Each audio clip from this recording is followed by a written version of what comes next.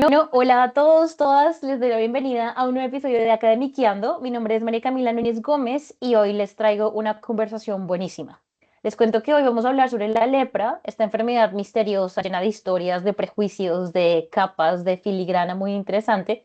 Y me acompaña hoy, vamos a conversar con Antonio García Belmar y específicamente sobre su libro Éramos todos iguales, relatos de vida en torno a la lepra, publicado por la editorial de la Universidad de Alicante en 2023. Entonces, Antonio, primero que todo, hola, bienvenido a Academiqueando y muchísimas gracias por aceptar esta invitación. Entonces, Antonio, ahorita en este programa vamos a hablar de este libro tuyo sobre la lepra. Y para iniciar nuestra conversación, quiero poner un audio que pertenece a un podcast colombiano que se llama Radio Ambulante. Entonces, bien. Así pasó casi 2 años racionando las dosis de chalmura que le dieron en Bogotá. Cuando se acabaron, buscó al farmacéutico y le pidió ayuda para conseguir más, pero el hombre no reaccionó como Peter esperaba. Y él enseguida se fue donde el alcalde, me denunció que yo era enfermo de lepra. El alcalde me llamó, me dijo, ¿usted cómo se llama? Dije, Pedro Pablo Vanegas. ¿Usted es enfermo de lepra? ¿Usted cómo lo sabe? Dijo, no, me lo dijeron. El martes próximo lo mando para contratación con 2 policías. Seguir huyendo no tenía mucho sentido, y así quisiera ya no tenía lugar a donde ir. Entonces Peter llegó a la casa de su mamá y le contó la situación. Ella empezó a llorar. Yo le dije, mire, eso no lloremos ni nos pongamos a entristecernos porque lo que hay que hacer, hay que hacerlo. Lo mejor era irse antes de que fueran los policías a sacarlo esposado de la casa. Así evitaban un escándalo y una investigación que muy seguramente iba a afectar al señor del hospital que lo ayudó a escapar. Mi abuela tomó la determinación de que se fuera solo, le empaquetó un fiambre y él salió corriendo para contratación. Peter llegó a contratación por segunda vez en su vida, pero no a las afueras como cuando era niño. No quiso volver a ver a su tía, porque, por un lado, vivía lejos de ahí, y por el otro, la experiencia cuando se quedó con ella no había sido la mejor. Ahora, con 20 años, le aplicaron el procedimiento que se hacía con todas las personas enfermas que llegaban al lazareto. A mí me quitaron la cédula aquí, la tarjeta de identidad. Me la quitaron acá, en el sanatorio. Y me dieron la cédula de enfermo. La cédula de enfermo, que era como un desplegable.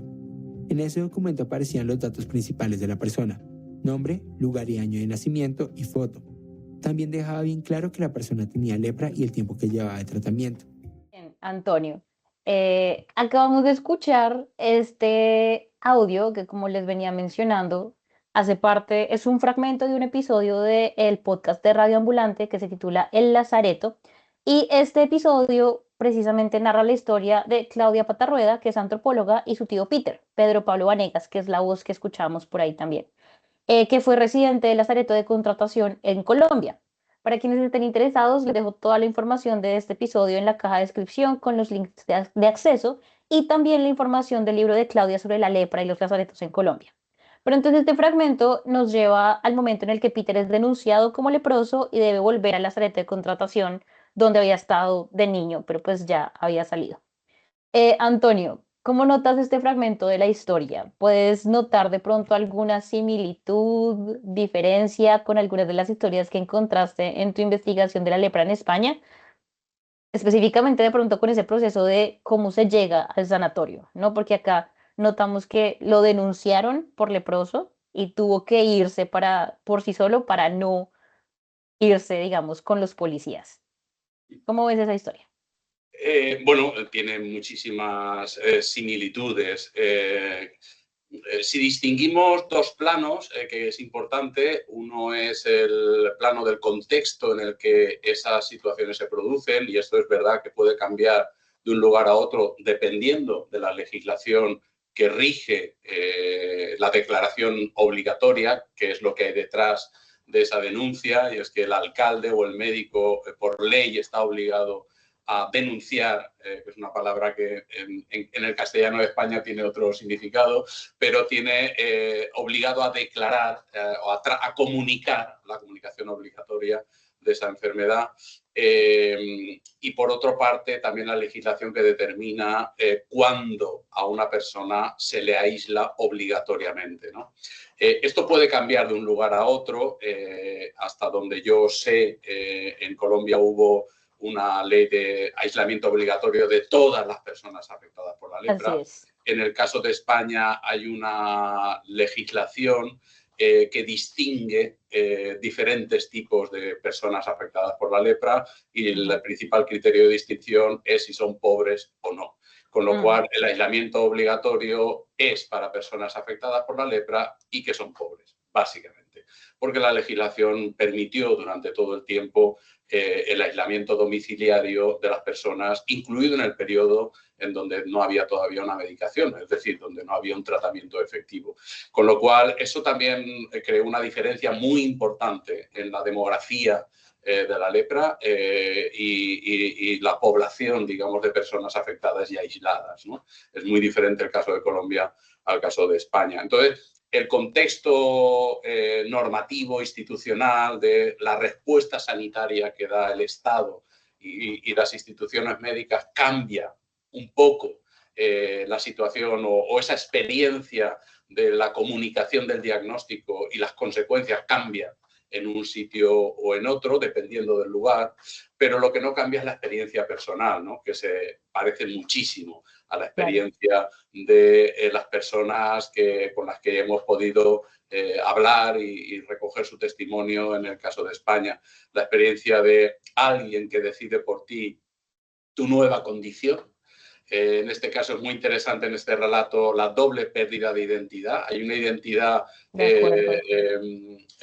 ciudadana, se le retira la cédula, se le retiene la documentación, tú pierdes tu condición de ciudadano, por lo tanto ese documento de identidad te es confiscado y por lo tanto ya no es tuyo. Y por otra parte, dejar de ser una persona con nombres y apellidos para convertirse en, no sé de qué año es exactamente esa entrevista, ese diagnóstico, pero probablemente el término lepra y leproso es todavía un término usado, por lo tanto te conviertes en dejar de ser la persona que has sido y a los ojos de los demás, ellos siguen siendo quienes son, pero a los ojos de los demás te conviertes en... La identidad suplanta, la enfermedad suplanta tu identidad, ocupa tu identidad, ¿no? Con lo cual, esa experiencia es muy parecida a la que hemos recogido aquí, ¿no? Es el momento, se centra este diálogo en el momento del diagnóstico, que siempre es un momento traumático, de un desequilibrio, de una asimetría enorme entre la autoridad que te señala y decide por tu vida, la impotencia de responder a esa nueva condición que se te impone. Este tipo de cosas son similares. Y también el aislamiento, digamos, oficial que se produce en tu traslado a una nueva residencia, un desplazamiento forzoso, un aislamiento forzoso, una retención de tu documentación forzosa, pero también la pérdida de vínculo con tu familia en muchos casos, ¿no? Familias que en esta propagación del estigma tratan de cortar los vínculos con la persona para evitar que el estigma les afecte también a ellos, ¿no? Entonces, bueno, como experiencia humana es muy similar a la que hemos recogido en el como testimonio de un suceso que está dándose en diferentes sitios, pues probablemente hay muchos matices importantes, pero diferencias que depende del lugar donde ese acontecimiento se produce, tiene características distintas. Sí, completamente de acuerdo. Y también siento que este testimonio, que bueno, está entretejido con la narración que hacen los productores del otro podcast, nos ayuda también a identificar como estas diferentes fases, ¿no? Lo que nos mencionaba Antonio, el diagnóstico, también tener que irse a otro lado y como lo mencionaba, la diferencia en legislación, pues es que todo el mundo con lepra en Colombia tenía que irse, en este caso, a contratación, que bueno, es el segundo lazareto más importante en Colombia, el primero siendo Agua de Dios. Pero de nuevo, a las personas que nos están acompañando, les dejo el episodio completo abajo. Les recomiendo muchísimo que lo escuchen, cuente esta historia de la vida de Peter en contratación y tiene también muchísima cosa interesante. Volviendo entonces a su trabajo, Antonio, y a la lepra, ya teniendo estos puntos de partida de lo que vamos a conversar sobre la lepra, Quiero entonces con esto aterrizar. Entonces, el título del libro era Éramos todos iguales, relatos de vida en torno a la lepra, perdón. Y hay un fragmento en la introducción del libro en el que nos mencionas que, entre otras cosas, uno de los objetivos o digamos el mecanismo del libro era desactivar los mecanismos que han servido históricamente para silenciar la voz. Y creo que eso se relaciona un poco con lo que mencionamos ahorita y es ese patrimonio oral, ese que quieres que este gran ausente, las personas tanto sanas o enfermas o estas dicotomías interesantes vuelvan a tener un protagonismo y podamos usar eso para conocer un poco más no solo de la lepra, sino bueno, de todo lo que viene detrás de la lepra. Y con eso quiero hablar un poco del trabajo de campo. Sé que inició desde 2016 y que digamos que el libro cuenta con 18 entrevistas y estas 18 entrevistas se realizaron en 3 diferentes fases, pero quisiera que nos hablaras un poco sobre ese trabajo de campo, toda la mecánica, de pronto el detrás de cámaras de esas conversaciones, de estas protagonistas de los libros. ¿Cómo fue? ¿Cómo fue esa búsqueda? Porque ya sabemos que la fundación ayudó muchísimo, pero ¿cómo fue esa conexión, esa construcción de vínculos con las personas con las que conversaron para el libro? Bueno, ahí yo aprendí sobre el camino y Excelente, me aprendí encanta, con importante. compañeras y compañeros que llevan mucho tiempo trabajando en historia oral y de los que aprendí las, digamos, metodologías y las técnicas y las estrategias básicas del trabajo de campo para la recogida de testimonios orales, el trabajo de David Beorlegui, el trabajo de Miren Jona, compañera y compañero Claro. de la Universidad del País Vasco y con grandes expertos en historia oral, fue fundamental a la hora de diseñar este trabajo. Debo decir que la primera... pensaba que mi trabajo consistía en explicar en qué consistía mi trabajo a las Ok, personas a las que yo invitaba a participar en él, a los posibles entrevistados, pero me di cuenta que lo primero que había que hacer es explicar lo que no era mi trabajo. sí, Porque cuando llegué al sanatorio José Ramón Gómez, el médico responsable del sanatorio, me presentó a todos los pacientes, las personas que vivían en el sanatorio y que podrían en un momento dado aceptar el reto, me di cuenta que todos me vieron como el enésimo periodista claro. que llegaba al sanatorio con motivo del Día Internacional de la Lepra para hacer unas cuantas entrevistas y entonces, bueno, pues hacer su pequeño reportaje, publicarlo y ahí se acaba. Y ya, y chao, claro. Entonces, claro, yo automáticamente me convertí en el periodista. Entonces, el trabajo consistió en explicarles que no se trataba de eso, que yo no quería oír el pequeño podcast que cada uno había preparado para soltárselo al periodista, sea quien sea el mismo podcast, la misma historia, las mismas anécdotas, las mismas experiencias, en fin, una especie de comprimido que ya tenían preparado todos porque era yo qué sé, no sé qué, enésima vez que contaban esta historia. Entonces, básicamente hubo un periodo de acercamiento, de convivencia, pasé 2 semanas simplemente viviendo, conociéndonos, Ok, explicando el proyecto, dejando que pensaran sobre las implicaciones de aceptar o no, que entendieran bien las condiciones en las que se iba a producir el trabajo, que entendieran que era un trabajo que iba a durar durante mucho tiempo, era largo, era un trabajo largo, y era un trabajo en donde no se trataba de responder a las preguntas que yo les iba a hacer, sino un trabajo en donde yo quería escuchar lo que ellos consideraban que era pertinente contar. Es decir, mi principal idea que trataba de transmitir es qué te gustaría decirle a la gente para que entendiera lo que esto ha significado para ti. Esta es la pregunta realmente principal. Piensa qué es lo que te hubiese gustado contarle a la gente, qué es lo que te hubiese gustado que la gente supiera sobre esta experiencia que tú has vivido y qué te gustaría gritarle o contarle o decirle a la gente, ¿no? Porque hubo todos los tonos. Hubo tonos de gritar, de una especie de descarga de cosas acumuladas y también de narrar, ¿no? Y bueno, entonces hubo que explicar bien que se trataba de esto. Yo no tenía un cuestionario, no tenía una lista de preguntas.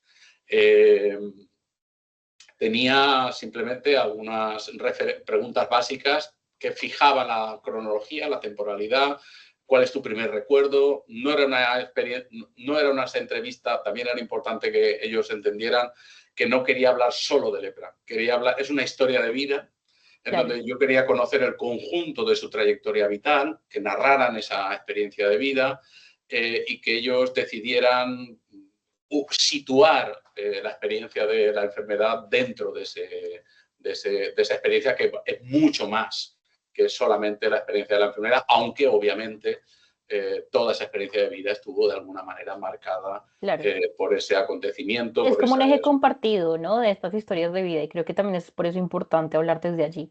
Sí, por supuesto, sí. Bien, interesante, eso me parece muy bueno porque eso lo narra el libro de manera muy interesante. Como lo mencioné ahorita, pues son 18 entrevistas con 3 fases, es un trabajo que tomó muchísimo tiempo y creo que incluso todavía no ha terminado. Quiero hablar un poquito sobre los lugares de la conformación del relato de estas personas y de las entrevistas, sabiendo que es un trabajo muy largo y que les dijiste a las personas, cuénteme lo que ustedes quieran gritar, decir sobre la lepra. Lo que me parece interesante es que muchas de estas personas escogieron el lugar para hablar de su vida y de su experiencia en el mismo sanatorio. ¿Podrías hablarnos un poquito sobre esa noción de los lugares de conformación del relato y esta decisión o cómo fue que se configuraron estas dinámicas para las conversaciones? Sí, la elección del lugar es clave en la conformación del relato. Esto lo dejan bien claro los especialistas en historia oral, porque condiciona el relato. Y por lo tanto, bueno, sabiendo que el lugar siempre va a condicionar el relato, hay que elegir el lugar que la persona entrevistada decide como su lugar para hablar de su vida, ¿no? Entonces, todos eligieron el espacio, casi todos eligieron el espacio. Todos eran personas que vivían su residencia, su lugar de residencia era el sanatorio. Sí. Por lo tanto, el recinto del sanatorio fue en la mayor parte de los casos, digamos, el límite de elección del lugar. Y dentro de ese espacio, pues hubo decisiones muy diferentes. Hubo personas que decidieron que era su habitación. Tenemos que tener en cuenta que en estos lugares la habitación no es la habitación de un hospital, es el apartamento, es la casa, el hogar de estas personas, y es muy interesante ver cómo esas habitaciones se transforman en micro hogares con todos los lugares que uno puede encontrar, su pequeña cocina, su pequeño salón, su pequeña cama. Todos los lugares están representados ahí, pero son lugares de seguridad, de personales, y también para una conversación que en muchos casos pues, fue íntima, fue contar experiencias que en algunos casos hacía tiempo que no recordaban, que no contaban. Entonces, las habitaciones, entendiendo por habitación la casa personal dentro de un espacio compartido, fue uno de los lugares. Otras personas decidieron que esa historia había sido siempre compartida, y que por tanto preferían hacerlo en comunión con otras personas con las que habían convivido y compartido esa vida, ya sean parejas, como ocurrió en uno de los casos, en donde fue un matrimonio, dijeron nuestra vida ha sido siempre común y preferimos contarla a dos voces. O el caso de Mari Carmen, Emilia y Maruja, que dijeron llevamos toda la vida juntas y nos gustaría contarlo juntas, ¿no? Entonces hubo espacio para las narraciones personales, pero también para las narraciones compartidas, en donde era una narración dialogada, ¿no? Luego hubo personas que visitamos en su lugar de residencia, porque no vivían en Almería, en algunas poblaciones de Valencia y Alicante, y fuimos a visitar a esas personas y los hicimos en sus residencias personales, o de nuevo en los lugares de seguridad, de confort. En el caso de Almería fue una consulta médica, porque esta persona se sentía más seguro y más protegido que en su barrio, en donde tenía miedo de que verle Sí. acompañado de personas ajenas al barrio, que alguien preguntara quiénes son esas personas, ¿no? Por lo tanto, siempre son elecciones que tienen que ver con el confort. Y en el libro cuento este lugar que inicialmente eligieron esta pareja, Ricardo y Lucy, que luego no pudo ser porque ya estaba ocupado por otras personas. Y entonces yo les propuse ir al lugar donde yo estaba residiendo en ese momento, que Sí. es el lugar del territorio de los sanos, ¿no? Y se produjo esa sensación incómoda de nosotros a ese lugar no podemos ir, ¿no? No podemos, no había ninguna norma, no había ninguna ley, no había nada que impidiera utilizar ese espacio, ¿no? Pero durante mucho tiempo esa barrera física, esa barrera normativa, se había convertido en una barrera simbólica, ¿no? Y fue interesante cómo traspasar esa barrera simbólica, y Lucy en su valentía dijo, bueno, ¿y por qué no? Y entonces nos fuimos a esa terraza del espacio de los sanos, de la hospedería, donde tuvimos esa entrevista, ¿no? Y bueno, ya digo, los lugares son siempre importantes, condicionan cómo se va a producir el relato, la disponibilidad de objetos, por ejemplo, las residencias privadas, en las fotografías, los objetos están siempre a mano, los objetos, las imágenes siempre dinamizan, vehiculizan mucho, activan el recuerdo, se construye la narración alrededor de esas imágenes o de esos objetos, y la accesibilidad es muy importante. Entonces, bueno, si estás en el espacio vital, pues todo eso es más espontáneo y se hace de manera más sencilla. De acuerdo, completamente. Bien, el libro, partiendo de estos relatos, estas experiencias y este objetivo de construir este relato de vida común, bueno, no común, plural, digamos. El libro tiene 13 capítulos que nos narra la vida desde estos relatos. Y hay una frase que de pronto es porque no soy española, pero hay una frase que me llamó muchísimo la atención y es que se nos cayeron los palos del sombrajo. Esa expresión a mí me dijo muchas cosas y me llevó a preguntarme muchas más, y es el título incluso de uno de los capítulos y se relaciona con el recibimiento del diagnóstico.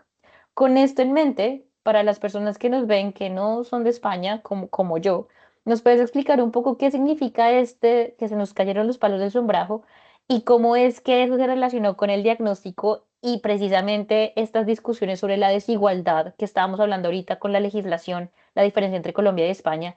¿Qué es lo que significa esto del sombrajo y cómo fue esa experiencia de, bien, tengo lepra, pero además se me cayeron los palos del sombrajo? Bueno, yo soy español y tampoco conocía la expresión. Ah, ok, bueno, no me siento tan Me mal. topé con ella. Al segundo relato ya me di cuenta que era una expresión muy habitual. Ok, Es una expresión que utilizan las personas del sur, las personas de bien, Andalucía. Es una expresión que viene de ahí. Y de hecho, yo le pregunté a una de las personas, a Maricruz, le pregunté a Maricruz, ¿qué es esto de los palos del sombrajo? Y entonces ella me hizo una explicación muy detallada, que la he de trasladado a la acuerdo. introducción del libro, y me dijo que había que distinguir, hizo una precisión en la definición enorme, había que distinguir, creo que era entre el chamizo y el sombrajo. Chamizo es una construcción, normalmente estás trabajando en el campo, un sol de justicia, un calor insoportable, necesitas una sombra, ¿no? Entonces tienes que crear una sombra o un espacio donde cobijarte si duermes en el campo porque no tienes tiempo de volver a casa por la noche y estás en plena campaña y duermes en el campo. O como decía ella, nos quedábamos a dormir para evitar que nos robaran la fruta, ¿no? Y Claro, dormíamos sí, sí, sí. en el periodo de la recolección, ¿no? Entonces decía que el chamizo es una construcción como más estable, donde tiene un techo, tiene unas paredes, pero el sombrajo es simplemente algo que tú coges 4 palos, pones encima cualquier cosa que te pueda cubrir y metes la cabeza dentro para evitar que el sol te abrase y poder dormir una siesta o cobijarte mínimamente, ¿no? Representa, el sombrajo representa lo mínimo que uno tiene para poder sobrevivir, ¿no? O todo Ok, lo que uno tiene para poder sobrevivir, ¿no? sí. Entonces, esa expresión es muy potente, muy significativa, muy recurrente en los relatos, ¿no? Cuando se pronuncia la palabra que nunca se pronuncia en el sanatorio, esa palabra no existe, la palabra lepra, es siempre la enfermedad. Cuando el médico pronuncia esa palabra y se te caen los palos del sombrajo, es decir, se te hunde todo lo que tú tienes para sobrevivir, ¿no? O para vivir. Todo tu andamio vital se viene abajo. Los palos se rompen y el sombrajo se cae, ¿no? Te quedas a la intemperie. Esta es la idea, ¿no? Y bueno, era fácil elegirla porque el término se utilizaba recurrentemente a la hora de contar ese momento. Y expresaba muy bien ese sentimiento de perderlo todo, de darse cuenta que lo pierdes todo y además te arrancan de todo, te sacan de todo, ¿no? Tú pierdes todo lo que te rodea, pero pierdes también de alguna manera todo lo que llevas dentro, porque te convierten en algo completamente distinto. Entonces, esta expresión Maricruz la explicó muy bien. Yo lo trasladé a la introducción y me pareció que era la mejor manera de titular ese libro. Todo en el libro, el título también, trata de recoger ese vocabulario, esas expresiones, esa manera de comunicar su experiencia. Y hay, bueno, varios capítulos que llevan títulos que son extractos, o sea, expresiones que se utilizan en los relatos para hablar de ese tema. Y el título también, Éramos todos iguales, es una frase que muchos de ellos expresan de diferentes maneras. Es el momento de llegar al sanatorio, en donde a veces, después de una larga experiencia, un largo periplo por diferentes instituciones sanitarias, por un diagnóstico que no acaba de darse, diagnósticos erróneos que confunden esos síntomas con otra enfermedad, tratamientos larguísimos, y finalmente llegan al sanatorio y entonces, bueno, descubren un mundo nuevo donde la principal ventaja es que allí todos son iguales. Ellos han sido designados como diferentes y llegan a un mundo en donde no se sienten diferentes porque todos son iguales, ¿no? Entonces, esta expresión, al menos allí éramos todos iguales, ¿no? Viene de esta idea. Me encanta, gracias por la explicación. Creo que de verdad también es muy diciente, claro, la manera en la que se usan en el libro estas expresiones, pero la manera que estas expresiones tomaron un significado en la narración sobre la vida con la enfermedad en el sanatorio. Quiero entrar a hablar un poquito sobre la cotidianidad en el sanatorio, y para esto voy a hacer uso de uno de los audios y videos que, muchísimas gracias Antonio por facilitármelo. Eh, Acá vamos a escuchar dos fragmentos de este audio. ¿Y a usted no le gustó o no le...? No, porque me fui para el comedor y ya sé que lo puedo. Dice, me decía, claro, que no se moja. Ni de pegazón ni nada. Yo como ganaba un cartón, pues vale por 20 duros. Los billetes no eran billetes, eran solo cartones. Pues valían para aquí, valían como dinero. ¿Y con eso qué podía hacer? Pues eso se cambiaba y podíamos comprar en la calle y todo. Lo cambiaba a Bellota, que era jefe de los guardias. Y yo tengo 10 cartones, pues cambiaba 10 billetes de 20 duros. ¿Qué hacía la gente aquí todo el día?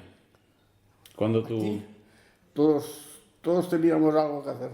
Que era bueno, el que estaba bien, el que no barría, el que no fregaba, el que no era jardinero.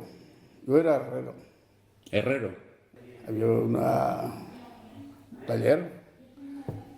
Lo que pasa es que lo tuve que dejar cuando aquí estaba, hacía esto, pero en la calle ya no llegué a aprender porque me fui. Pero no podía ser porque el hierro estaba caliente. Claro, si no tienes tacto, era un problema. ¿Y aquí cómo hacían? Para que los que eran herreros tenían tacto o no. No.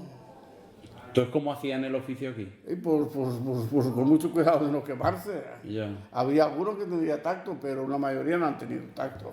Pues mucha precaución, mucho... Aprender también a evitar el peligro. Yo ¿no? pues soldaba y cortaba con el soplete de hierro y no me quemaba, pero tenía que estar siempre echando agua al hierro antes de tocarlo, que no era un oficio Ya, mucho y alguno riesgo. perdía la mano, cuando se daban cuenta ya había perdido los dedos, con heridas que se hacían, ¿sabes? Antonio, escogí estos dos fragmentos por varias cosas. Una de las cosas es que me pareció muy interesante hablar un poco sobre esa división del trabajo, digamos, la manera en la que se ocupaban las personas que vivían allí. Acá tenemos solamente testimonios de hombres. Una cosa que quería comentar es que, claro, ellos se ganaban un sueldo con un cartón, ¿no? Se llamaba lo que recibían. En Colombia se le conocía como guayaba, el sueldo que les daban, y les daban unas monedas específicamente para usarlas específicamente dentro del sanatorio. Y la otra cuestión que quiero conversar un poco también con el segundo pedacito que escuchamos es esta también dicotomía que se da, los que estaban bien, los que no estaban bien, hacían cierto trabajo y por cuestiones de tiempo no puedo ponerlo todo, pero también había una diferenciación sobre el trabajo que hacían las mujeres y los hombres. Y además también como la vivencia de la enfermedad. Entonces, no, pues obvio, claro, no había tacto, pero entonces, ¿cómo se hacía el trabajo? Entonces quería que habláramos un poquito desde estos audios sobre la cotidianidad en el sanatorio y cómo usted vio que se construían esas identidades, como lo hablábamos ahorita, de ser enfermo o trabajar o ocuparme en el sanatorio. Y de pronto podemos hablar un poquito sobre esas dicotomías y sus límites que se construían. Pero empecemos por estas cotidianidades y oficios y ocupaciones en el sanatorio. Muy bien. Bueno, déjame solamente presentar a las dos Por personas que favor, han gracias. intervenido. Uno de ellos es Paco, una persona que yo la entrevisté pues, ya con 80 y tantos años.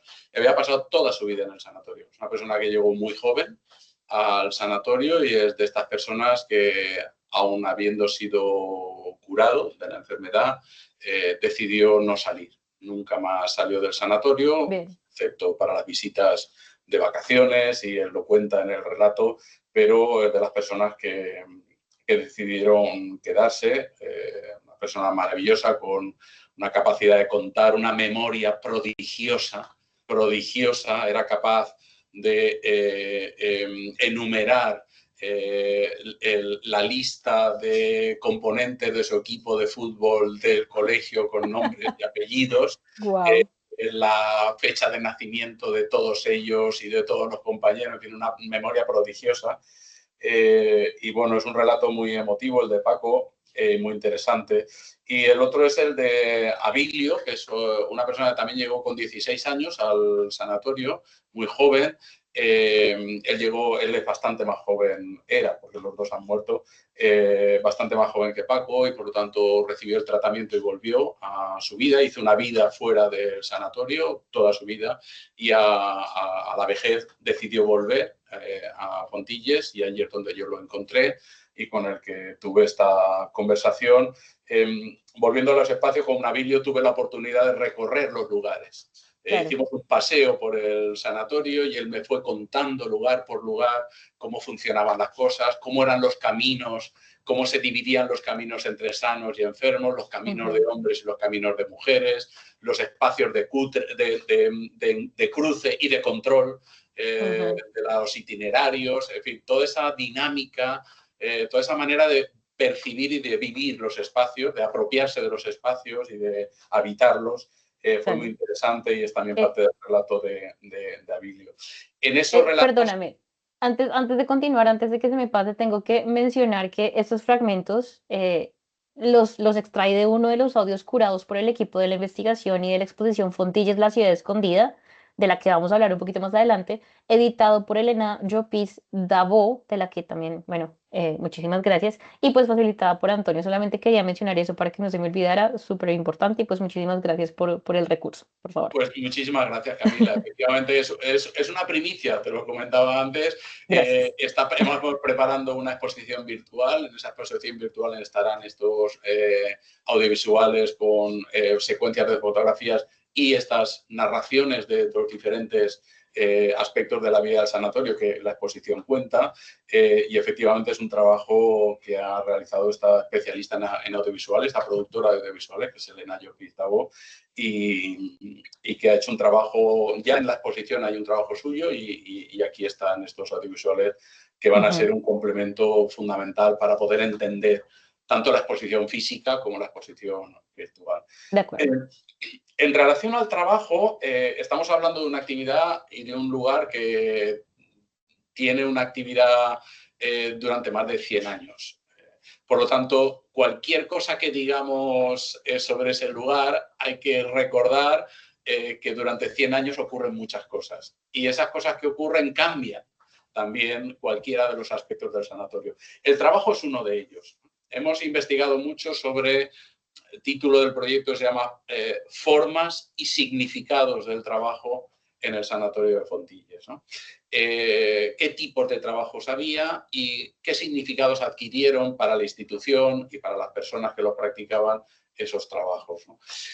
Cambia a lo largo del periodo, pero hay un momento de cambio que cambia todo en realidad en esta enfermedad. Es en el momento en el que a finales de los años 40 hay una medicación efectiva y por lo tanto por primera vez se plantea la esperanza de que las personas puedan ser curadas de esta enfermedad y, por lo tanto, puedan salir de ese aislamiento obligatorio al que están sometidas, ¿no?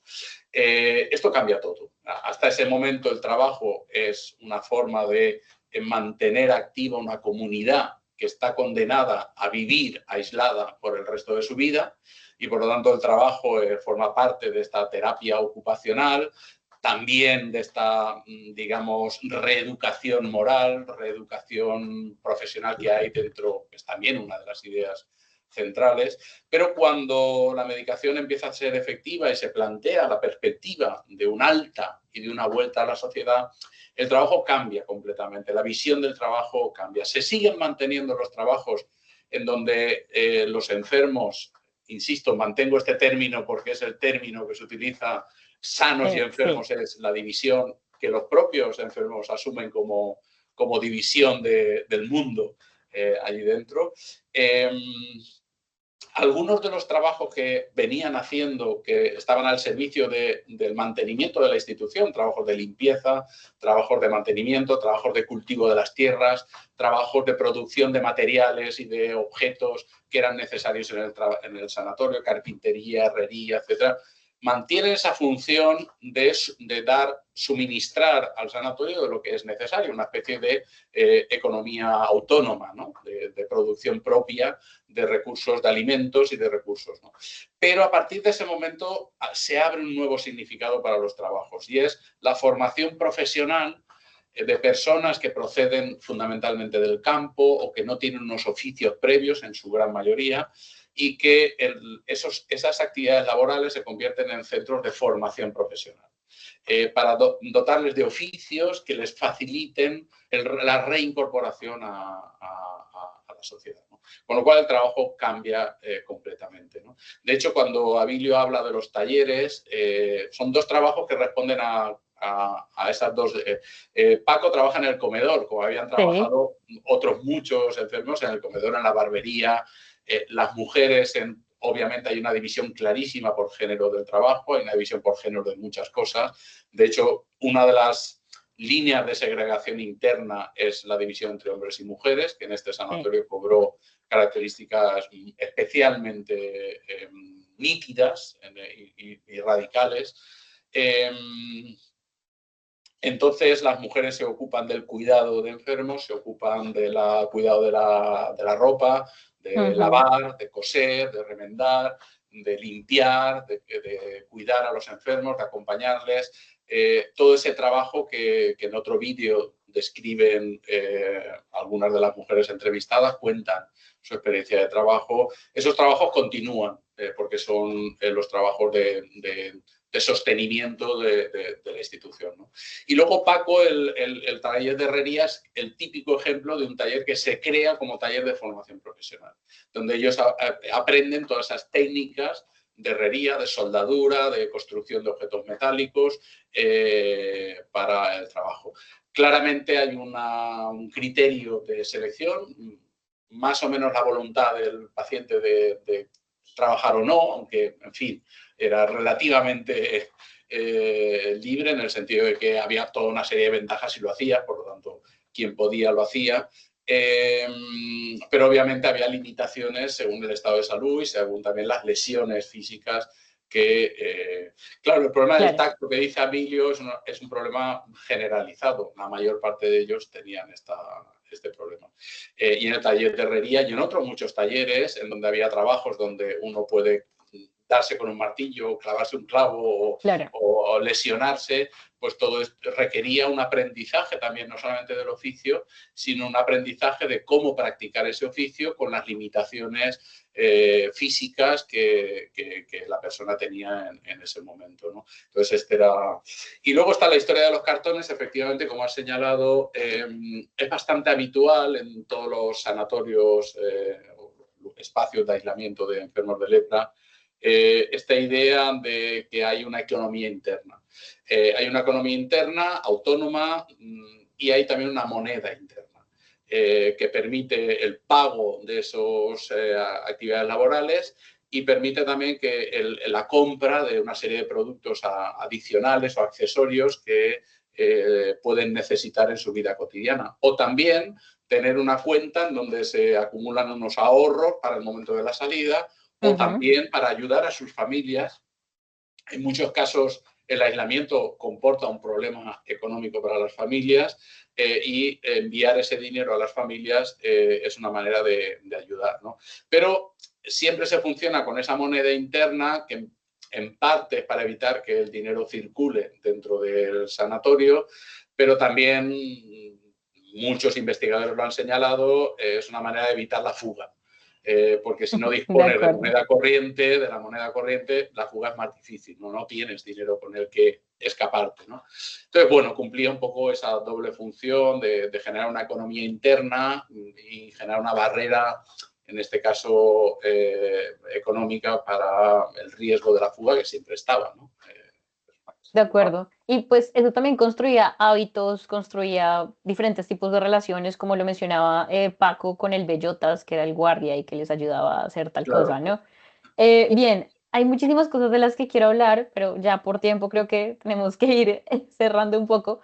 Pero hay algo que sí quiero destacar y es en medio de estas narraciones y todos estos protagonistas y todas sus historias, me pareció importante destacar las emociones, estas emociones y relaciones que se establecen con el espacio, con la enfermedad, con otras personas, tanto enfermas como sanas, como guardianes, como religiosas, como, bueno, con el mismo trabajo.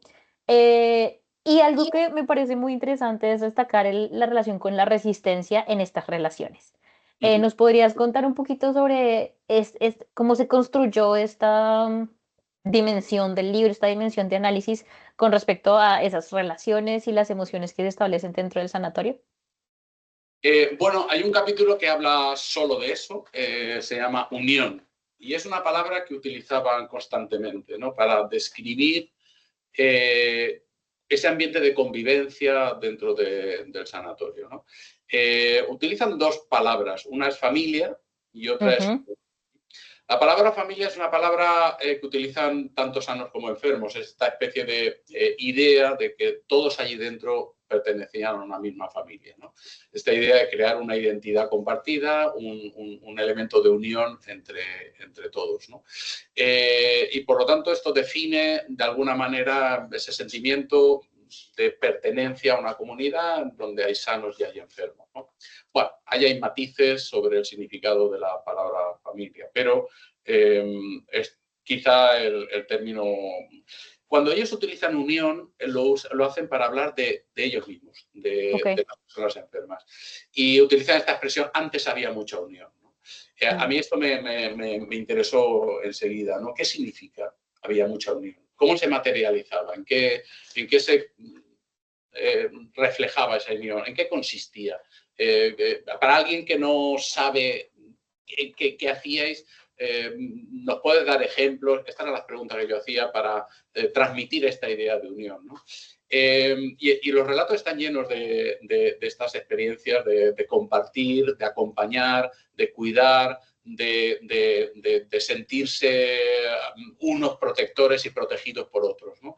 Esos lazos de unión, lazos de solidaridad, que se crean en el sanatorio, que se mantienen clandestinamente cuando se sale, porque esos lazos no se pueden declarar porque delatan el lugar donde se produjeron, pero se mantienen fuera. Y esos lazos que se crean y que atraviesan todas las vidas son los que de alguna manera también les animan a volver o les llevan a pensar que una buena idea es volver. España es un país de migración interna en esa época. Cientos de miles de personas abandonan sus pueblos en la ciudad, abandonan sus pueblos en el campo para migrar a las ciudades, y hay un fenómeno que es el de regreso. Cuando acabas tu vida laboral, regresas a tu pueblo. Ellos no pueden regresar, lo más parecido al regreso es regresar al sanatorio. Entonces, muchos de ellos optan por esa idea y optan porque piensan que van a encontrar allí esas personas que dejaron en un momento dado y que van a reconstruir esas comunidades de unión. Yo creo que la lección que ese relato nos deja es que las personas, cuando tienen que afrontar un reto, una amenaza, un problema, una dificultad, frente a lo que a veces pensamos que es, la realidad es que lo hacen juntas, lo hacen unidas, ¿no? Y los relatos muestran con mucha nitidez en qué se materializa esa unión, ¿no? En una unión que es material, es afectiva, pasa por la alimentación compartida, pasa por los espacios compartidos, pasa por el ocio compartido, pasa por las conversaciones compartidas, y pasa también por las transgresiones compartidas, es decir, cómo se defienden de una institución que, bueno, es un modelo paradigmático de institución total, en donde el tiempo, el espacio y los cuerpos están absolutamente normalizados, ¿no? Hay unos horarios, hay unas actividades programadas, hay unas actividades de ocio, de trabajo, de descanso, de culto, de oración. Todo el tiempo, todo el espacio, todo está absolutamente reglamentado, ¿no? Las personas están intervenidas, hay una intervención médica sobre los cuerpos, hay una intervención espiritual sobre las almas, si queremos, y hay una intervención sobre el individuo en la medida en que, bueno, su vida está absolutamente regulada, ¿no? Entonces, frente a eso, que es en lo que ha incidido la historiografía al hablar de los futuros lugares, ya hace tiempo que investigadoras e investigadores señalan que hay incidir en esta anulación del individuo es contribuir a la anulación del individuo, y hay que prestar también atención a que incluso en esos espacios siempre hay una agencia del individuo, siempre hay un protagonismo. Es un poco lo que digo en la contraportada y los mecanismos de silenciamiento. No es que le damos voz a los sin voz, que es una frase que se hizo famosa en un momento dado.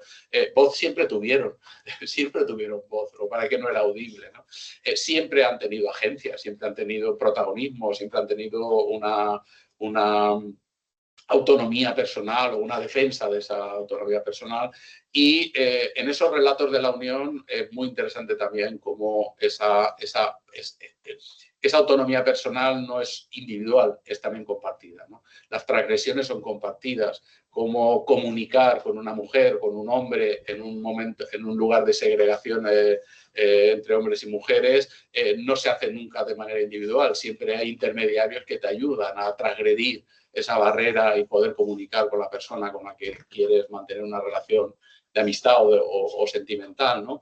O cómo se crean los espacios de ocio privado, clandestino, autónomo, cómo cantan, cómo charlan, cómo juegan, cómo bailan, al margen del ocio organizado, el ocio vigilado que se da fuera de los espacios de residencia, ¿no? O las fugas, ¿no? Claro. o la defensa o la comunicación que se establece entre ellos para prevenir sobre riesgos, prevenir sobre controles, prevenir sobre todo aquello que puede dificultarte la vida y toda esa información que fluye, ¿no? Avilio lo cuenta muy bien. Yo me iba con los mayores, porque los mayores me contaban y me informaban de cómo tenía que comportarme para que aquello funcionara, ¿no? Bueno, todo eso forma parte de esa unión, de ese mundo clandestino, oculto, que obviamente la documentación no nos permite. Hemos investigado mucho todo lo que son las sanciones, la disciplina, porque viendo las sanciones vemos también cuáles serán las transgresiones y, por lo tanto, las formas de agencia, las formas de resistencia, la forma de apropiación también de los espacios, transformar los espacios en una cosa diferente a la que habían sido creados.